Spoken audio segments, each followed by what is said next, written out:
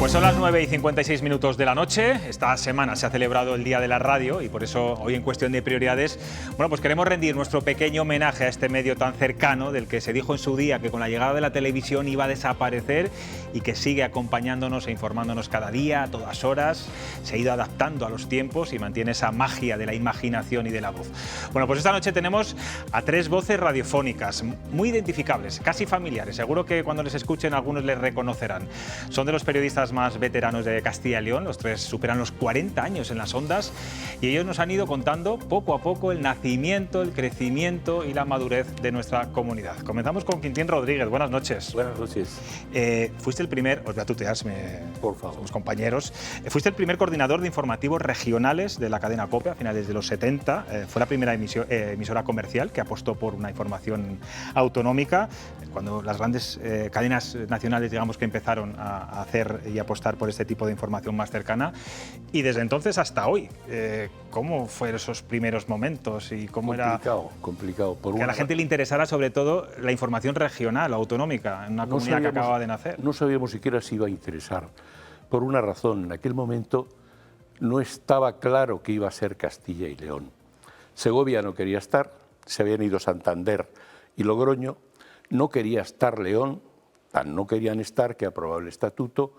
Hubo Tribunal Constitucional de por medio, reclamaciones de León y Segovia. No había conciencia regional, se decía, y creo que era verdad, pero nos apetecía mirar el futuro, y el futuro era: vamos a una administración común que se llama autonomía, donde vamos a tener intereses comunes y cosas comunes, y por tanto habrá que informar de las cosas comunes. Fue posible por un grupo de compañeros de todas las provincias de Castilla y León en la COPE, que es donde lo hicimos, y fue posible gracias a un dominico que dirigía entonces la COPE, que fue Barriales, con los directores provinciales, que sí tenían peso, pero que eran también jóvenes.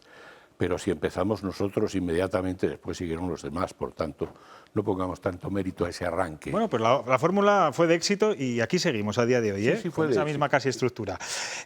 A su lado está Ruth Rodríguez, ha sido de las pocas mujeres directivas en medios de comunicación en Castilla y León, tanto en Radio Nacional de España como en el Centro Territorial de Televisión Española.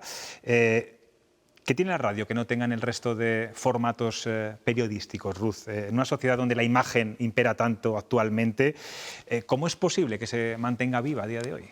Pues porque la gente que escucha la radio puede hacer más cosas a la vez. Eso es uno de los secretos, yo creo, de la radio. Estás cocinando, estás haciendo las camas, estás en el coche, en fin, sí, donde estés, ¿no? Eso yo creo que es uno de los secretos y eso es muy importante, ¿no? No te requiere la atención 100%, pones la atención cuando quieres. Eso por una parte, pero por otra hay mucha cercanía, hay muchos temas, no hay solamente un informativo, no hay solamente un magazine, no hay solamente una música, está todo. Y además hay una oferta muy amplia, muy amplia, mucho más amplia que de televisiones, a pesar de que ha proliferado mucho, ¿no? Eso es uno de los secretos, la inmediatez, la calidez, la manera de contar las cosas, te llega a ti, parece como que te está hablando alguien a ti personalmente. Y luego funciona también mucho la imaginación, ¿no? En televisión lo ves, en la radio, aparte de oír, imaginas, piensas, puedes ir haciéndote un poco tu composición del lugar. Quizá eso sea parte del encanto que tiene la radio, pero solamente parte. Por lo demás es un medio de comunicación absolutamente vital. Pero que ha cambiado mucho y que tiene que cambiar más, porque estamos hablando de una radio que conocemos desde hace muchos años, pero que ha tenido que evolucionar muchísimo hasta llegar ahora, por ejemplo. La radio ahora mismo ya no es solamente la radio para escuchar en directo. Ahora mismo el podcast está... Sí, de eso quiero que hablemos ahora, porque la evolución, quizá no ha evolucionado tanto como otros medios, como la televisión o como la prensa, sobre todo la prensa, pero es muy interesante también esa evolución que ha hecho la radio. José Manuel Gonzalo, buenas noches. Encantado, buenas noches. Él ha sido sobre todo la voz del campo en la cadena SER, también la voz de la información local en Valladolid. ¿Te vas a jubilar en 2 meses? 2 meses, solo me quedan ya. 40, vas a cumplir 40 años en las ondas, o cumples este año 40 años en las ondas. En la radio. Y 65 ya de edad. ¿Y cómo ha evolucionado la radio desde tu punto de vista o desde tu experiencia personal en estas 4 décadas? ¿Cómo lo has vivido? Tecnológicamente mucho, pero sigue teniendo la misma esencia. El periodismo sigue siendo igual. Es ir, hablar, volver y contar. Caminar y contar, como decía Chávez, ¿no? Entonces, la radio ha cambiado tecnológicamente mucho. Antes yo recuerdo cuando empecé a trabajar en la redacción de Radio Valladolid de la cadena SER, decía Quintín que se estaban formando las redacciones, entonces estaban formando la redacción también de la cadena SER en Valladolid y en Castilla y León. Escribíamos los guiones con 2 calcos, una máquina y 2 calcos. Estaba el famoso teletipo, ese que corría por los pasillos, estaban los teléfonos que había que desarmar para pinchar y poder grabar en aquellas magnetofones que había de cinta abierta. Y hoy puedes mandar una voz a través de un WhatsApp, a través de un correo electrónico, o ya hay aparatos que tienen la radio como el Quantum, que a lo mejor muchos no conocen, pero que bueno, que se puede hacer una retransmisión de un partido de tenis desde el Roland Garros perfectamente. ¿Y tú te has adaptado bien a todos estos cambios tecnológicos? Me ha costado, pero no ha quedado más remedio. Poquito a poco te has ido involucrando en ellos. Yo no sabía nada de ordenador. Había un ordenador que era diluviano que se iba, pero no estaba conectado con el resto de ordenadores. Ahora la red de redacciones de la cadena SER están todas conectadas. Lo que tú estás escribiendo lo puede ver un compañero de Valencia, de Madrid, los cortes, los guiones. Es una evolución que, bueno, no quiero decir que ha supuesto un sacrificio, pero sí ha supuesto un esfuerzo. Nos hemos ido adaptando poco a poco. Al igual que yo creo que la mayoría de nuestros telespectadores que tienen una cierta edad se han ido adaptando también al teléfono, a un simple teléfono, para marcar o para mandar un WhatsApp o para hacer un trámite bancario. Ahora está muy de moda el tema de los bancos, que nadie se quede atrás. Hablaba Ruth de esa nueva forma de consumir radio, con los podcasts, internet. Incluso hay ya vídeos en directo de las entrevistas, de los programas. El transistor, desde luego, que ya no sé si es un objeto de museo o todavía se sigue utilizando mucho en las casas. ¿Todo esto desvirtúa la magia esa que decías antes de la intimidad, de la imaginación, el hecho de que ya todo sea como muy visible? No, pero la sociedad, igual que los medios de comunicación, formamos parte de ella, ha cambiado. Entonces la exigencia no es la misma y el interés no es el mismo y de la misma manera. La gente joven ahora mismo no se pone a escuchar la radio como hace 40, 50, 60 años se ponían nuestros padres a escuchar la radio. Entonces hay que tener eso en cuenta. Entonces, la gente es selectiva, la gente selecciona, la gente tiene intereses muy concretos, entonces hay que ofrecerlo. Sobre todo, yo creo que el tema de los podcasts va muy dirigido a la gente joven, pero no olvidemos que la gente de más edad también se ha sumado a eso precisamente por intereses muy concretos. Ahora mismo hay podcasts de casi todo, absolutamente. Entonces, casi está todo al alcance de todo el mundo y lo puedes escuchar además de todas formas. Lo comentaba yo con algunos compañeros, cuando viajabas hace muchos años fuera de España, o tenías una radio de onda corta o era imposible escuchar nada en español. Ahora mismo con el teléfono móvil escuchas la radio de tu pueblo. O sea, de ahí a ahí. Cuando mandábamos una crónica, la mandábamos desde una cabina de teléfono con pesetas y cuando se acababan las pesetas o las fichas, se acababa la crónica. Quiero decir, efectivamente, y no hace tanto, papel de Ruth, calco, no hace tanto, Ruth, eso. El papel de calco, efectivamente, o sea, lo que teníamos era papel de calco.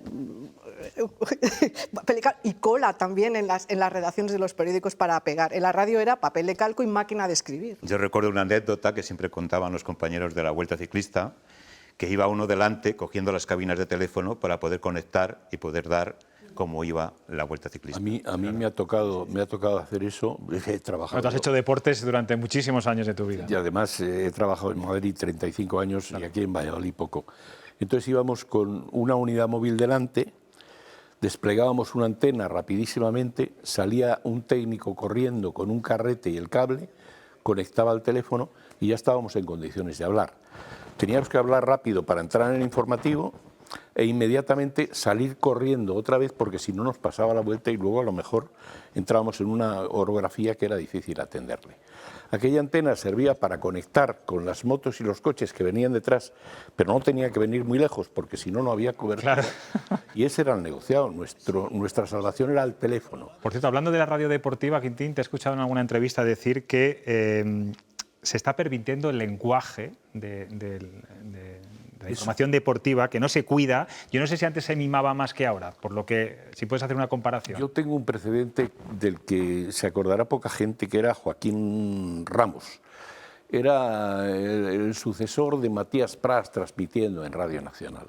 Y este era un perseguidor del lenguaje, a mi modo exagerado. Este decía, por ejemplo, que no se ha movido el marcador, y decía, ¿qué puñeta se va a mover el marcador? El marcador no se mueve. No aceptaba ni el lenguaje figurado que se utilizaba para decir se Y en mueve. deportes muchísimo, además. No se mueve el marcador. Se pervierte el lenguaje. Hombre, corre a banda derecha. Corre por la banda derecha. Toca pierna izquierda. Será que toca con la pierna. Cargamos los artículos, los determinantes. Claro, claro. Y luego hay algo que en mi criterio se hace menos en las transmisiones. Ojo, sacamos la salvación de quienes transmiten a nivel local los partidos, quienes tienen un mérito increíble porque van con pocos medios y demás. Cuidado porque tu hijo hace información deportiva, a ver si luego cuando llegues a casa te va a reñir. Y lo hace con una honestidad y con una Eso está brillantez claro. increíble. Tengamos la fiesta en paz, lo de Héctor es clase pura. Pero sí digo que se posiciona poco la pelota en el centro del campo. La lleva fulano, mengano, Messi. No me diga usted Messi, dígame qué está haciendo Messi. Si la lleva con la pierna derecha, por la izquierda, si tiene defensores delante, detrás, si está avanzando por la posición de extremo o va por el centro del campo, si hay defensas detrás o delante, si está el portero o no. Messi, gol. Mire usted, no me ha dicho nada. Eso es cierto, eso es cierto. Eso es lo que quiero decir. Seguramente mucha gente cuando se esté viendo ahora diga, pues si este es Gonzalo, es que le escucho todos los días, y Ruth, porque sois voces maravillosas, por cierto, que yo os quería preguntar también, si no hubierais trabajado en esto de la radio, vuestra forma de hablar, vuestra dicción perfecta, sería la misma, porque esto entiendo que también se tiene que ensayar y se tiene que trabajar, ¿no? Yo nunca me lo he planteado. La verdad es que yo de pequeña leía mucho en alto y también así, y yo creo que más o menos lo mismo, ¿no? Yo eso no me lo he planteado. Sí que es verdad que aprendes un poco a educar la voz en sentido de no gritar, entonar, intentar comunicar, no dramatizar. Desde mi punto de vista, por lo menos, lo que es una noticia. Cuando te toca hacer un dramático, pues sí, claro. Pero cuando se da una noticia no hay que dramatizar, ¿no? Bastante dramáticas son algunas noticias ya de por sí, ¿no? Pero sí comunicar, llegar, ¿no? Y puntear. Sí, acentuar, ¿no? Poner los acentos y puntuar, ¿no? Es decir, hay puntos apartes, hay sujeto, verbo y predicado, que ahora ya no se llama así, pero sigue siendo eso. Y eso, Quintín lo comenta ahora de las retransmisiones, pero cuando a veces se leen algunas noticias o se escuchan algunas noticias, estás esperando cuál es el verbo, cuál es el sujeto, qué me están diciendo, no acaba nunca, miles de subordinadas o al revés. Miles de subordinadas. Miles de subordinadas o al revés, o una frase sin verbos. ¿Qué ha pasado aquí? Bueno, a veces copiamos el lenguaje de los políticos, que también es para de comer aparte. Sí, bueno. Decías lo de la voz. Yo creo que lo hemos perfeccionado, pero algo traíamos de cuna. Sí. A mí no se me olvida que estudiaba en Lourdes y vino La Voz de Valladolid a grabar un rosario. Y el Ave María que había que decir, lo decía yo, y Carrasco, un cardiólogo que ha muerto hace poco, famosísimo de Valladolid. Ave María, Dios te salve María. Y el jefe de misiones de la radio, Raimundo Pérez de Ray, famoso, dijo, tienes voz de locutor, chaval. Yo debía tener 11 años o cosas así. Luego hacía las lecturas del colegio en el comedor con silencio, luego tal, es decir, debía tener cierta predilección. Tiene que haber una base, sí, está claro. Pero no tiene nada que ver luego con la profesión. No. Es cierto que se educa. A mí me siguen diciendo en casa que hable más bajo, porque sigo hablando muy alto. Que tú tienes un vozarrón. Pero también hay un dicho, si estás enamorado de la voz, de la radio, no pases por la radio. Eso es.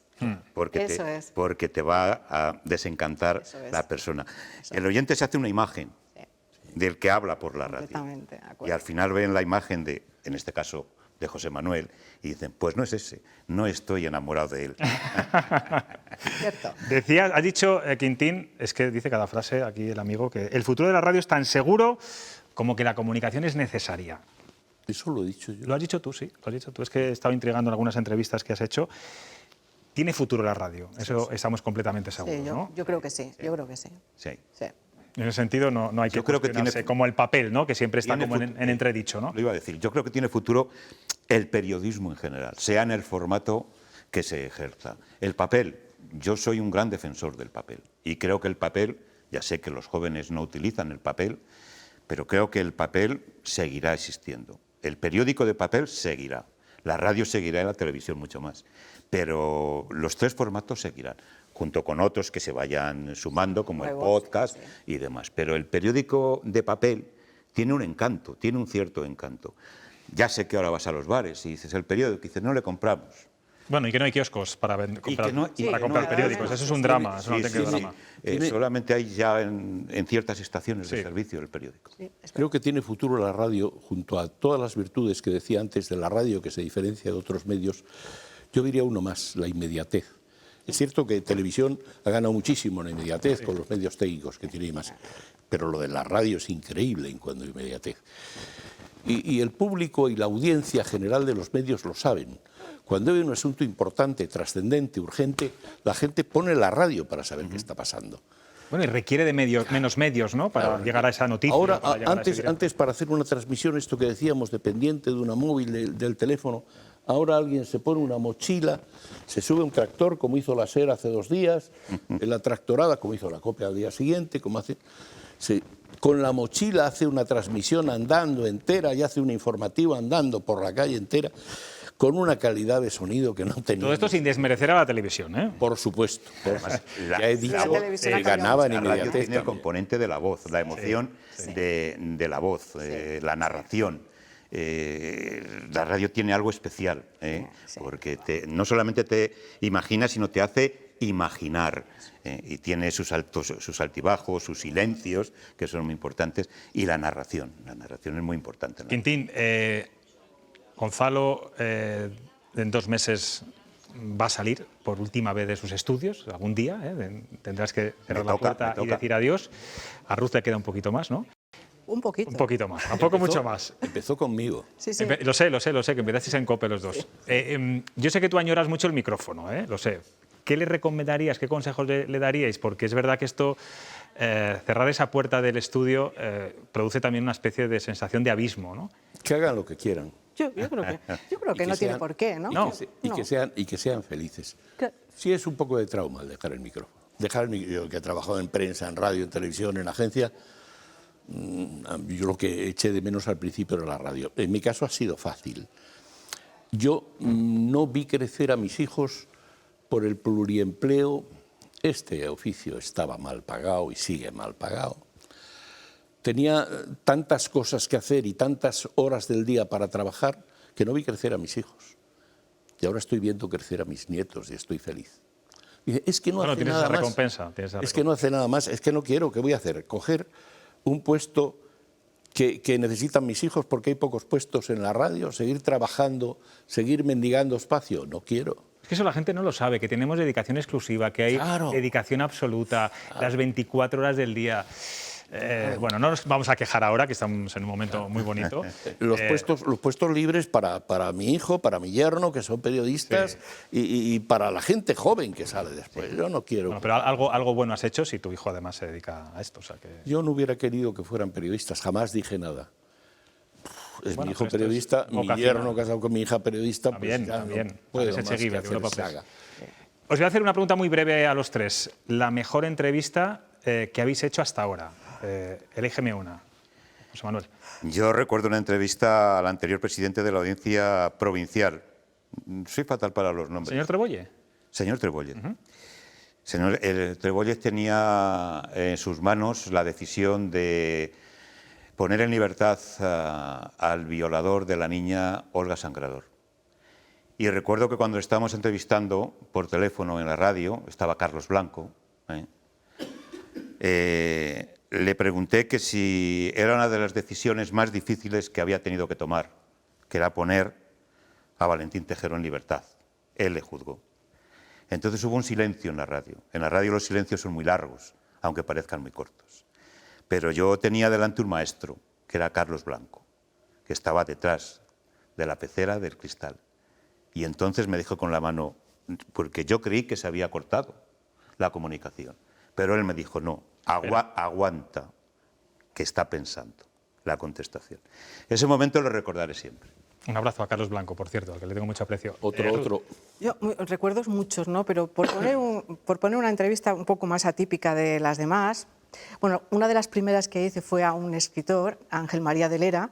Me mandaron haciendo prácticas y recuerdo de estar apurada, porque aunque yo me había interesado en saber quién era e incluso había leído alguno de sus libros, y aquel hombre me calmó muchísimo, dijo, tú tranquila, que vamos a hacer una entrevista estupenda, eso nunca se me olvida. Y luego otra entrevista también muy especial, fueron 3 minutos de entrevista a Miguel Delibes, en su 80 cumpleaños. Y esa entrevista tampoco se me olvida, porque en 3 minutos hablamos de todo, y la entrevista salió además tal cual en Radio Nacional, en la emisión nacional. No la tocaron la entrevista y salió tal cual, ¿no? Son 2 entrevistas. La guardarás como oro en paño. Quintín, por último. Ya que nos has preguntado la peor que yo hice a Maciel, borde absolutamente. La que yo recuerdo mucho a Santiago Carrillo. Era antes de las elecciones, se iba a celebrar el primer mitin de Santiago Carrillo en España y se iba a celebrar aquí en Valladolid, en el Polideportivo Huerta del Rey. Yo tenía mucha amistad con el que era secretario del Partido Comunista en Valladolid, que estudiaba físicas conmigo, César. Si digo el apellido, a lo mejor voy a ir mal. Y le dije que ya que venía Carrillo, de camino yo le quería entrevistar a las 2 de la tarde en el informativo.